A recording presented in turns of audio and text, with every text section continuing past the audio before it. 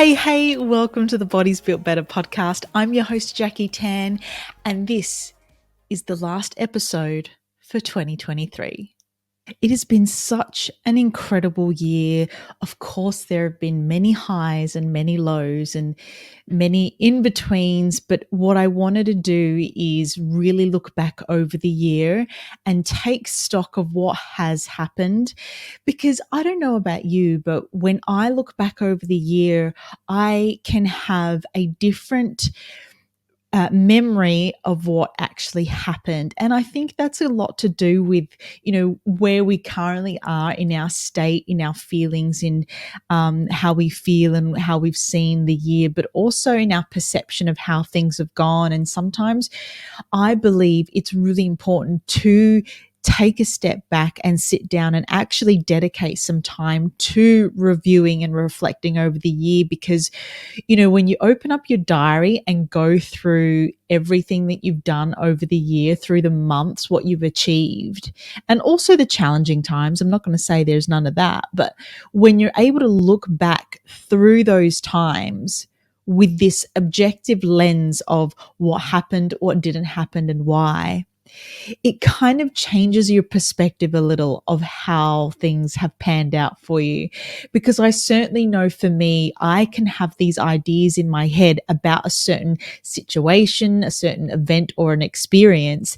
And when I actually go through or go back over that memory, whether it's through my journaling, whether it's through my diary, what I've written about it, whether it's through feedback that I've gotten from it, when I collect all of this data and actually sit with it, it turns out it's not actually the same as what I perceived it to have been. So that's why I think it's so important to reflect over everything that you've done in the year so that you can really get a better perspective, a more objective perspective, a more truer perspective of what has happened and how the year has gone for you. And I have done a lot of searching on the internet for the best questions to ask yourself and to kind of journal over in order to get the best overall holistic 360-degree approach and view of your year. I've sat down with the questions, I deep dived, and it was such a therapeutic process, actually. And I wanted to share that with you. So for today, I'm going to take you through the questions that have really helped me look over my year and discover what really went well, how much I've grown, and actually what I want to leave behind in 2023 and how I want to start 2024 and make 2024 as productive, as enjoyable and exciting and full of all the beautiful things that I hope it to be. So in order to do that, we need to look back at 2023, which I want to do with you now, and then look forward to 2024. So if you're someone like me who needs something to write in, I have actually designed the questions on a PDF for you, which I'll link in the show notes for you to download. You can write on the paper or you can use them as a reference guide to journal in your own journal book, notebook, notepad, post-it notes, whatever you need. And that way you have it there to work with.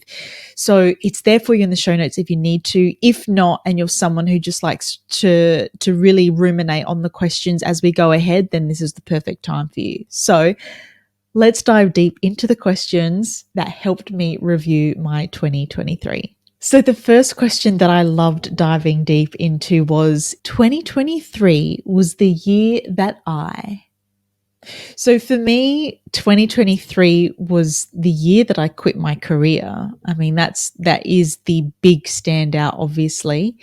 And when I look back over that, I'm so proud of the fact that I actually made that decision because it was really hard. And it, when you work so hard, 17 years, right? When you work so hard at something and you get really good at it, it's almost like, and I know it's not the case, but it almost feels like a waste of my knowledge, of everything that I've learnt over the years, of I don't know, it's just this stuff that I tell myself, which isn't true whatsoever, because everything we do is never a waste. We are always learning. We are always applying those skills and knowledge to our current circumstances and to help others and to share that with everyone else. And it moves forward with us. It moves with us into the next phase and the next chapter of our lives, of our careers.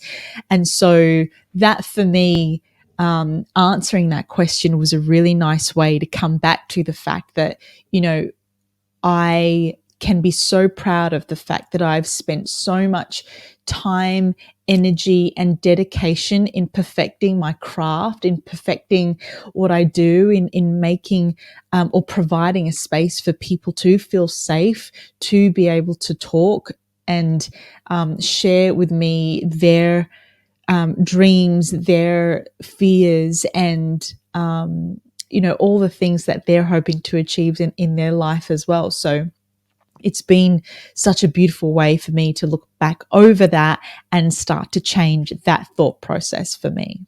The next question is, I accomplished.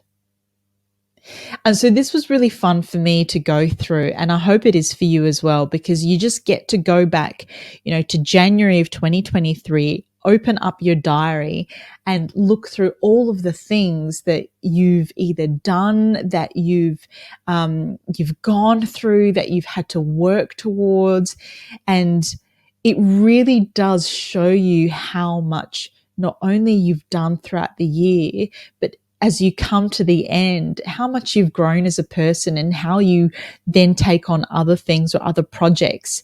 It's such a cool way to see all of the things that you've physically done, but also, once we get through all of this, you'll see how much you've spiritually, mentally, emotionally grown as well. So when I went through this, I was kind of surprised at how much I had accomplished, because, I think when we think about accomplishments, it's either, some big career move or, a big project. But when you look back over your life, the year, the moments that really count are the ones that really do provide a spark of joy, a spark of that self accomplishment. And sometimes it's not about a big move in your career. Sometimes it's as little as not as little.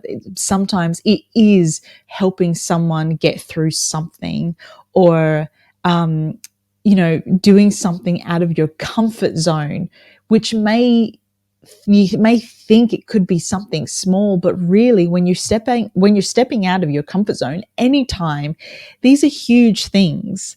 So write down all the accomplishments and really quieten that voice that says that's not big enough, if that's you. So write down everything. And to give you an idea, like for me, in the past, I've thought these sorts of things aren't very big, or not that, big of a deal to call an accomplishment. Traveling overseas and taking the tube, taking a train, and being able to navigate that, city to city, and, organizing things on the spot. Like, these sorts of things are such a big accomplishment for me. That sort of thing I was really afraid to do in the past, whether to get it wrong, whether to get lost, it was a scary thing for me. But being able to look back over the year and go, I did that, and I did that really well. And it gave me such a sense of power, like that empowerment to, be able to know that I can rely on myself and I can trust myself and that I can do these things. And even if I do get on the wrong train, you just get back on the other one and go back the way you came and you start again.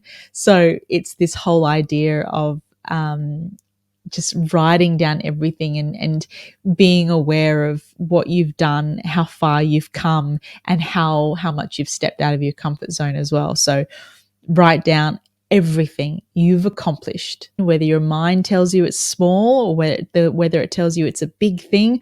Write them all down. Okay, the next one is my top 3 memories are.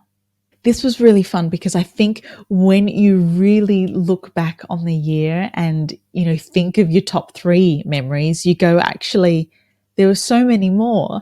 And this is the beautiful thing about, being able to go back through the year and realize that there were some really incredible experiences that were had and how much you got from them.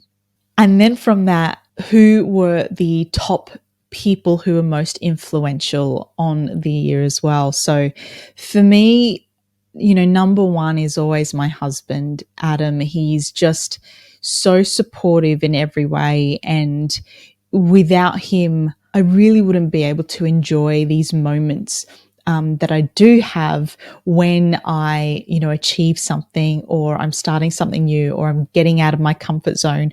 I'm really able to share these moments with him. He is my number one cheerleader.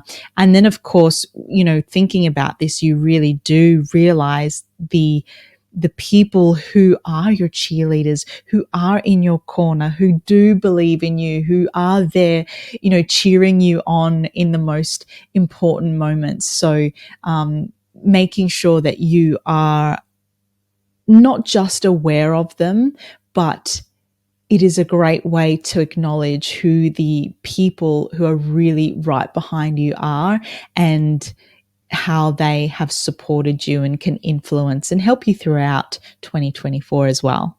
Now, I love this question. What made me feel most passionate in 2023? And I love this question because it gives you a chance to realize what were the things that really lit you up in 2023 and how can you do more of that in 2024? When I look back on my 2023 and really think about the things that got me really passionate, that really fired me up, I realized that those are the things that I need to do more of. And if they're not things that I can do every day, well, it's something that I need to make sure that I include in my routine, whether it is in the week or in the month, because they truly set my soul on fire. And that's how I want to live.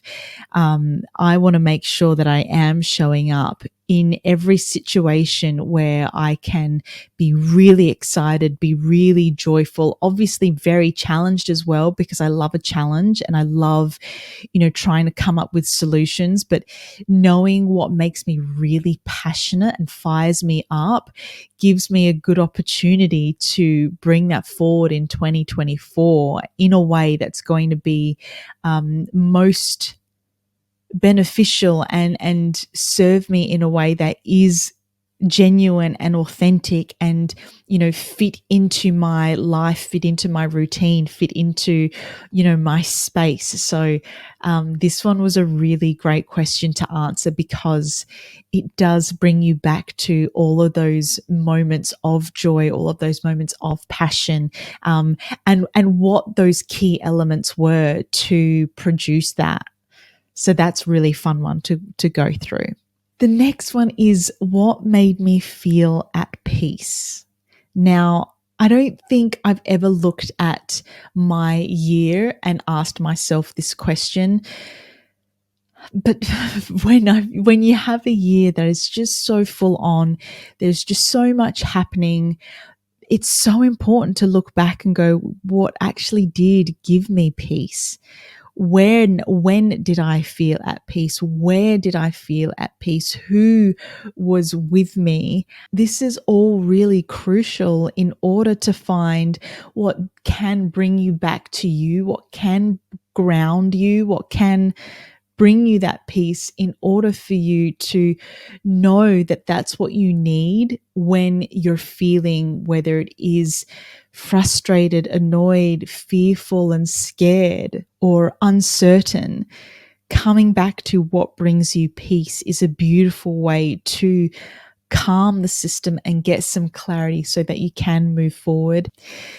This is an interesting one. What made you feel most accomplished? Now, you might go, we've already answered this, but what did you accomplish and what made you feel accomplished are very different. what made me feel most accomplished was going, to a foreign country and navigating our way through that, those beautiful places. And then the next question is, what made me feel most alive? Now, the great thing about this is you might start to think, well, these questions are really similar. And whilst they're similar, you may get different answers from them. And the beautiful thing about that is you're going to start to see some patterns. So just keep going with it, because this is going to tell you so much more about yourself and how to potentially set up 2024 so that you can experience the best, so that you can be, your most joyful and most accomplished in 2024. So stick with me. The next question is, what drained me the most? Which can be a tough question to look into. Sometimes we don't even want to think back on the year and think about those times. I know for me, I'm someone who's really good at just blocking out the past if it wasn't a very enjoyable memory, or if it was difficult in any sort of way. I just want to block that out and move forward. But what's really important is firstly acknowledging those things did happen, and then how did you move through them? And then how can it be avoided in the future? But if it can't be avoided, you do have a plan for it. So knowing what drained you so that you can try and avoid it for the future is really important and really smart. The next one is, what limiting beliefs came up the most in 2023? So for me, this is easy. I don't know why I have this limiting belief, but it's that I'm not enough and nothing I do is enough. So that's something I'm working on very much, moving through all the projects that I have and just trying to continue to show up as me. I think is the way to keep pushing past that. And even if it is a thought or limiting belief that is with me, I think there are ways that, I can, in my actions, show up every day, show up in the things that I'm doing, in the projects that I'm producing, that really do squash that limiting belief. So understanding what your limiting beliefs are is a great way to firstly get to know yourself, secondly get to explore that limiting belief, why it's there, is there any truth to it, where did it come from, where did it start, and how to move through that in 2024. So even if it does come up for you, how can you continue to move through that and past that? Next question is, my greatest lesson in 2023 was... And I think sometimes when we hear questions like this, we kind of think that there has to be some sort of huge situation or experience, something that we have to go through, or some huge epiphany that we have to have had to answer this. But, sometimes for me, the greatest lesson was that, and it's part of that limiting belief as well, right? Like, I don't have to know everything. That's been the greatest lesson for this year, because that in itself has stopped me from starting. And when you just push through that belief and just start, the momentum of starting and creating and delivering, it teaches you so much more than obviously if you were not to start at all, because you had this belief system. So my greatest lesson was realizing that I don't need to know everything. I don't need to do all of the courses under the sun. I don't need to hear and listen to all of the podcasts. I don't need to read all of the books. I just need to start, and whatever happens along the way, those will be my learnings. So that's been my greatest lesson. How did I evolve? Now, this is a tough one because, how do you measure your own evolution? And for me, whilst I can't answer that with certain events or certain kind of hard evidence. What I do know for me is that I'm always evolving. And that's actually what is really important to me, is the fact that I will always evolve. I will always get better. I will always learn more. I will always be evolving. So for me in this moment, I know I'm not that same person at the beginning of 2023. And that is because of all the experiences that I've had. Because if I go back through, all the questions that we've just been through, I can look at all of my accomplishments, and through those accomplishments, through all of those different experiences, I've gained something from each of them. And even if I can't think about it right here on the spot or in that moment, what I know is that if there's a moment that comes up for me that requires me to draw from those experiences, I will be able to do that because it's in me. I've experienced it. It's done. It's within my, my makeup now. So I can draw from it when I need to.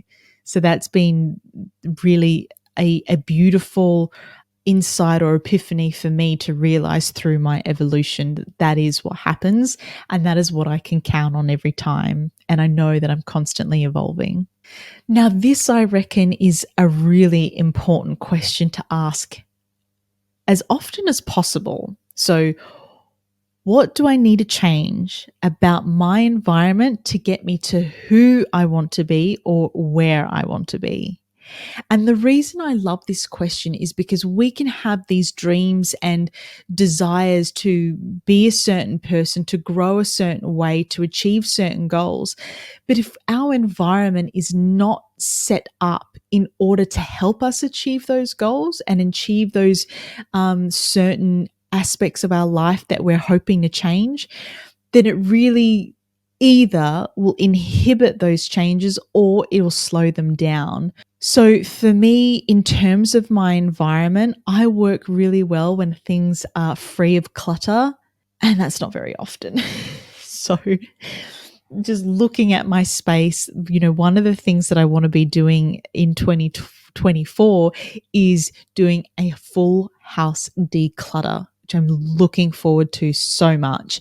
And that involves not just a declutter of my physical space, but also of my digital space. So it includes my computer, the desktop, all the downloads, making sure it's free of all of the stuff that's, in the past that I don't need now. So that declutter for me is something huge that helps me set my environment up in a way that's going to set me up for success.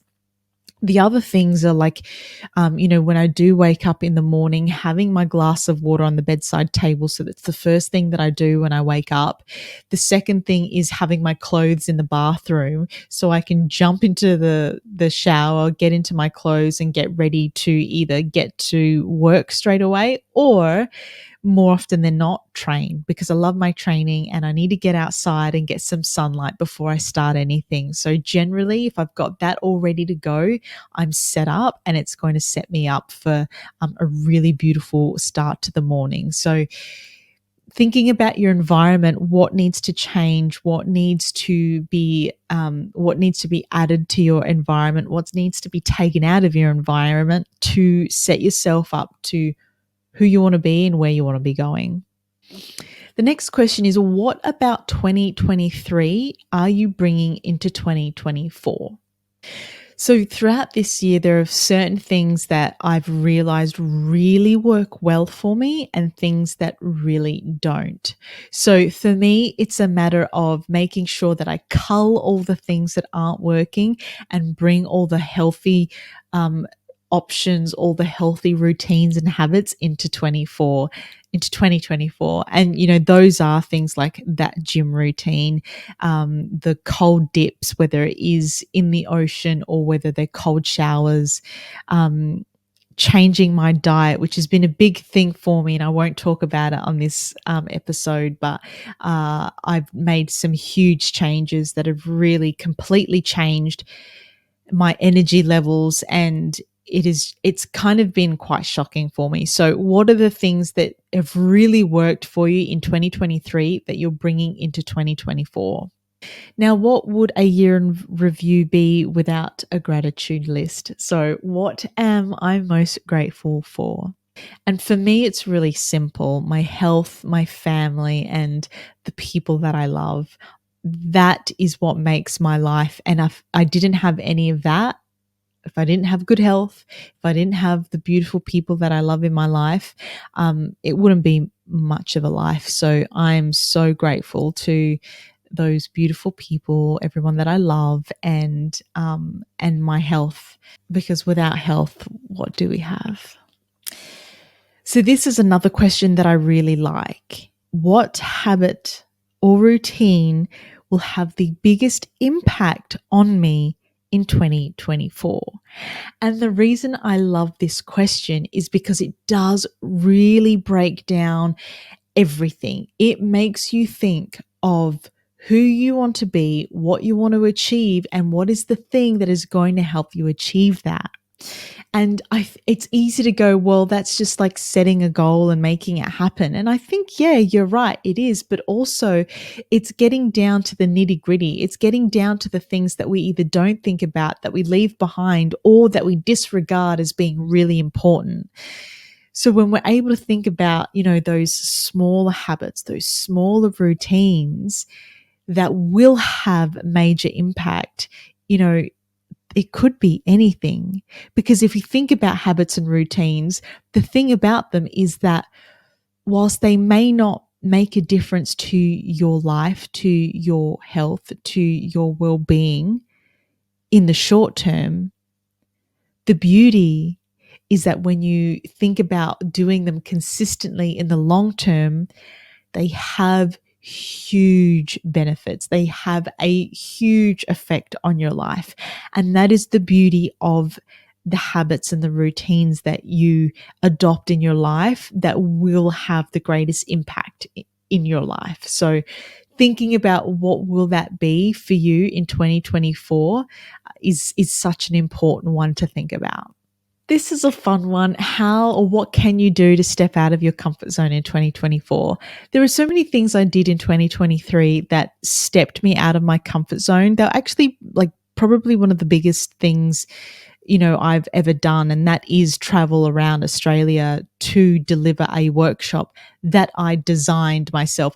And when I think about that and all the nerves and all the limiting beliefs and all of the things I was telling myself and working myself up over, and the fact that I did that and had really beautiful people to work with, had beautiful feedback, it just goes to show that, you can do anything.